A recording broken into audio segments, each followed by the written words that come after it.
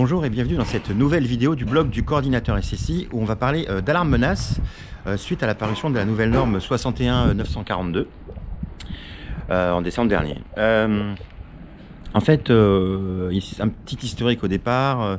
Donc ça a commencé dans les années 2000 suite à des catastrophes comme la Faute-sur-Mer ou AZF. Les pouvoirs publics se sont rendus compte qu'il fallait quand même prévoir quelque chose pour ce genre de situation. Et donc ils ont créé un PPMS qu'on appelle le plan de prévention de mise en sûreté. Non, c'est le plan particulier de mise en sûreté. Et un peu plus tard, on a eu les attentats du Bataclan qui finalement ont décidé les pouvoirs publics à rajouter une rubrique. Parce que dans le premier PPMS, il y avait 11 rubriques qui étaient en fait des risques majeurs comme des problèmes d'incendie de forêt ou bien d'inondation. Et au final, donc ils ont rajouté le risque attentat à ces 11 risques majeurs. Donc en fait, dans les PPMS, on a deux risques, hein. Enfin on a deux parties dans les PPMS, on a le risque majeur et le risque attentat. Alors a priori, le PPMS ne s'applique que pour l'éducation nationale primaire et secondaire. Moi, j'ai pas vu d'obligation d'utilisation dans tous les ERP ou quoi que ce soit. À mon avis, ce serait quand même pas mal que tous les ERP s'y mettent, c'est pas idiot.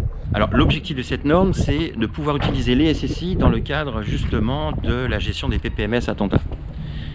Donc, au départ, parce qu'au départ, on n'a pas le droit de le faire, et donc on s'est dit que avec toutes les SSI qui existent, c'était un peu dommage de ne pas pouvoir utiliser les voies de transmission, les circuits de détection pour répondre en fait à ce besoin. Donc en l'occurrence, c'est l'objectif de cette norme qui vient de sortir. Alors pour ça, en fait, on a des possibilités. On peut faire des zones d'alarme menace qui permettent de diffuser un message ou un son qui est prédéfini, ou même un message, ou même la diffusion lumineuse en fait. Alors la diffusion lumineuse, elle est bleue. Un petit mot sur l'implantation des boîtiers d'alarme menace. Bon, évidemment, ils ne sont pas à l'accès zéro. On ne va pas laisser les gens appuyer sur des dispositifs comme ça. Donc, typiquement, ça va être à l'accueil. Je dirais un petit peu comme dans les banques, vous savez, les boutons pour prévenir qu'il se passe quelque chose. Hein. Donc, ce genre de boîtier, on ne les met pas à l'accès à tout le monde. Hein. C'est que dans des endroits où le personnel a l'exclusivité. Et donc, c'est au niveau de l'accès 1, quoi. Voilà. Et donc ça renvoie l'information au PC, et après le PC gère et en fait après il déclenche l'alarme menace en appuyant sur la commande manuelle d'une unité d'alarme menace.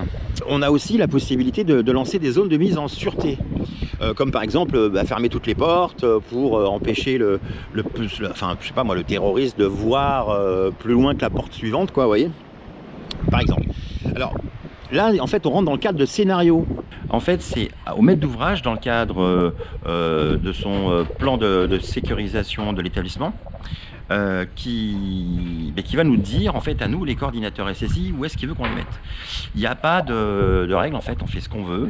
C'est un petit peu comme si vous voulez, les bureaux d'études en désenfumage. Nous, on n'est pas spécialistes en désenfumage. Donc, en fait, là, il y aura peut-être un bureau d'études qui va venir, qui va réfléchir à la sécurisation du bâtiment et qui va faire des scénarios. Et à ce moment-là, les scénarios nous sont donnés dans le cadre de notre mission de coordination SSI au niveau du concept de mise en sécurité. On prend en compte et après, au niveau de la réception, on vérifie que tout ce qui était demandé par le maître d'ouvrage dans le cadre de son PPMS, là, à ce moment-là, c'est bien pris en compte et c'est fonctionnel. Il n'y a pas d'obligation à utiliser les SSI.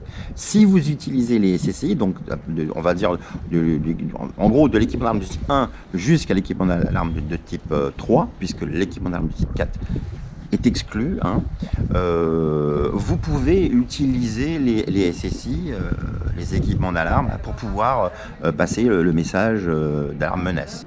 Mais il n'y a pas d'obligation, vous pouvez très bien faire l'alarme menace avec une sono basique ou avec autre chose, hein. C'est pas une obligation.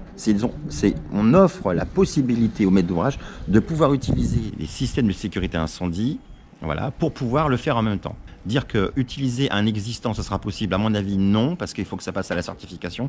Donc ce sera peut-être pour les futurs matériels qui seront installés, ils pourront avoir l'option Une autre caractéristique aussi, c'est que le son en fait qu'on va diffuser, il doit être envoyé pendant au moins 5 minutes, mais il peut aller plus, hein, c'est pas interdit, mais à contrario du son de l'incendie, on peut lui l'interrompre quand même pendant les 5 minutes si on souhaite.